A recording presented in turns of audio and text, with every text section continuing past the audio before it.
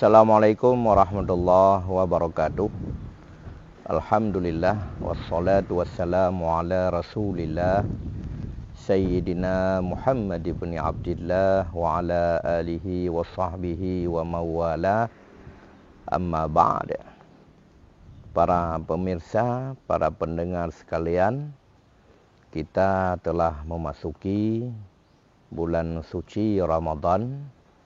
Sebagaimana biasanya Rasulullah sallallahu alaihi wasallam ketika nampak bulan sabit pertanda awal daripada bulan Ramadan, beliau menyambutnya dengan membaca doa, yaitu Allahumma ahillahu alaina bil amni wal iman wassalami wal islam wat taufiqi lima tuhibbu wa tarda rabbi wa rabbukallah.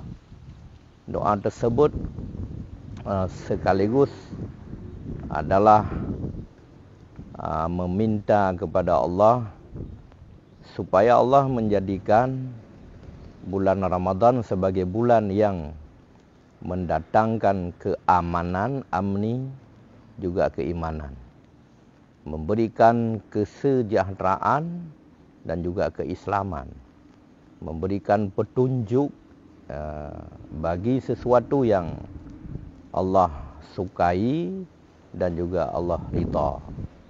Dan terakhir di doa itu disebutkan Rabbi wa rabbukallah.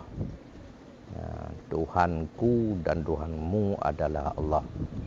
Maka ini sekaligus sebagai bacaan atau doa penyambutan bulan Ramadan. Oleh karena demikian, kita sering mendengar bahwa ketika memasuki bulan Ramadan, di media sosial kita sering mendapat kiriman ucapan marhaban ya Ramadan, yang artinya selamat datang bulan Ramadan. Para ulama menyebutkan kata-kata marhaban itu berasal dari kata-kata rahbun yang berarti luas atau lapang. Yang inginkan di situ adalah menyambut Ramadan itu dengan keluasan atau kelapangan dada, artinya dengan gembira.